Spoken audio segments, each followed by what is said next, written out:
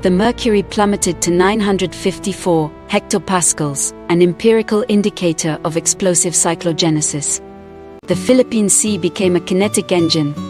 Inde was now a Category 4 cyclone, with 215 kilometers sustained winds. 3 hours until the primary rain band, Ramanuja said. The coast faces a storm surge exceeding 4 meters. At 38 weeks pregnant, Clara adjusted her lumbar posture. Town concrete shelters are rated for high winds, she noted. They resist aerodynamic drag, not hydrodynamic pressure, he said. Saturated valley soil will undergo liquefaction. Our only survival vector is elevation, he urged. We need the leeward basalt ridge inside the climax forest. The outer rain band hit the tree line. Driven by 80 kilometers mph winds, rain struck horizontally like accelerated projectiles. Countering pregnancy-induced cartilage degradation, Clara used poles for 4-point stability against wind shear. He used short, low-impact strides, anchoring exclusively into stable structural root mats, instead of loose topsoil. Avoid the red clay altisol, he warned. Lacking structural binding, this rain drops its shear strength to zero. Step only on igneous rock or root mats. His voice projected clearly through the roaring shear of the canopy. Observe their oscillation, he warned. Those pioneer species lack deep taproots and are prone to wind throw. A 140 km/h gust front struck. With a subterranean fracture of cellulose, a 50-foot acacia toppled across their path. We are just 10 degrees east, he said. We must stay in the climax forest zone among the anchored dipterocarps. Rainfall exceeded 75 mm HR, surpassing soil infiltration capacity. The trail became a hyper-concentrated, overland flow.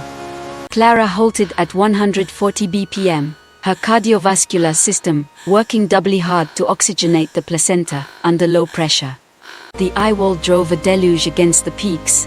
Orographic lift forced saturated air up, causing adiabatic condensation. Ramanuja, Clara called. I feel a sudden pressure drop in my middle ear, and the ground's acoustic vibration shifted. Acting as a physical lever, Ramanuja pulled Clara onto solid granite, just as a 20 meters debris flow roared past them. At 9 o'clock a.m., Inde made landfall.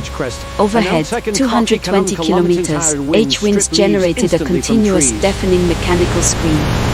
Canopy defoliation was total. Thick branches snapped under torsional shear stress and were hurled like shrapnel. Ramanuja led Clara to the basalt ridge crest, leaning into the jet turbine gale to guide her over the apex to safety. 10 vertical meters down the eastern face, ground-level wind speed dropped by 60% under the ruined canopy. Flow separation, he noted. Wind accelerates over the apex, forming a protected, low-velocity aerodynamic shadow. We are in the leeward wake, Ramanuja said, his voice easily audible over the dampened roar of the typhoon above. In this shielded zone stood an ancient banyan, its matrix of aerial roots and fluted buttresses fused into basalt.